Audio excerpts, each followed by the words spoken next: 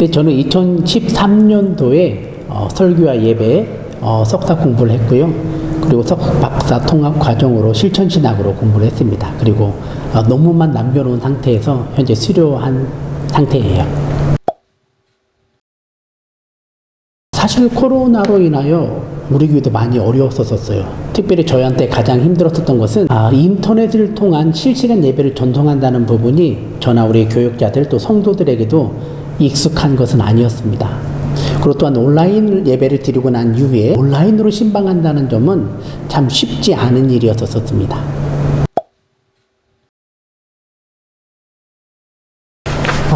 교회학교 우리 교회도 부흥할 수 있다. 이 책을 쓴 이유 중에 하나는 제가 섬겼었던 교회가 어른과 아이들이 40여 명밖에 되지 않았었는데 지금 7년이 되면서 700명이 넘는 교회로 성장하게 되었었어요. 네, 지금 현재는 교회학교는 위기입니다. 수많은 교회가 문을 닫고 심지어는 교회학교가 점점 사라지고 있죠. 그런데 이런 일들은 10년 전, 20년 전에도 나타났던 현상이에요. 그럼에도 불구하고 부흥하는 교회는 있다라는 거예요.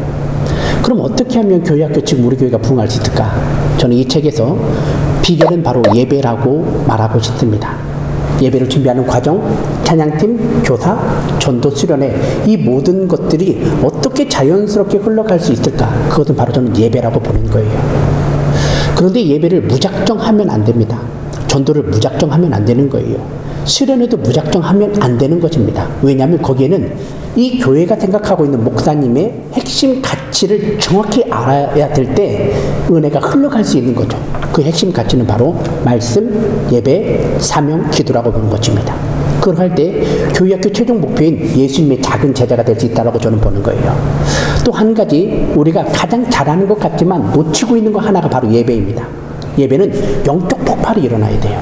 그래서 교사가 은혜 받고 아이들이 은혜를 받을 수 있는 이 예배가 무엇일까? 근데 이 예배를 하나님의 은혜 안에서 예배를 잘 드릴 수 있는 방법, 찬양을 잘할 수 있는 방법, 어떻게 하면 이 예배에 필요한 요소 하나하나를 효과적으로 하나님께 영광 돌 수 있는가를 함께 생각해 보고자 한다는 거예요. 그래서 이 예배를 잘 준비하면 통합 예배를 준비할 수 있습니다. 어린아이에서부터 작년에 이르기까지 모든 성도들이 모여서 함께 어울릴 수 있는 예배를 어떻게 드릴까 고민하시는 분들은 이 책을 읽어보면 훨씬 더 쉽게 이해가 될 거예요. 문제가 보입니까? 그 문제를 풀어야 되죠. 그런데 문제가 보이지 않는다면 답이 없어요. 문제가 보일 수 있도록 준비하는 첫 단계가 바로 예배입니다. 그래서 이 예배를 어떻게 더 잘 드릴 수 있을까? 폭발할 수 있을까? 그것을 제가 이 책을 통하여 설명하고 있습니다.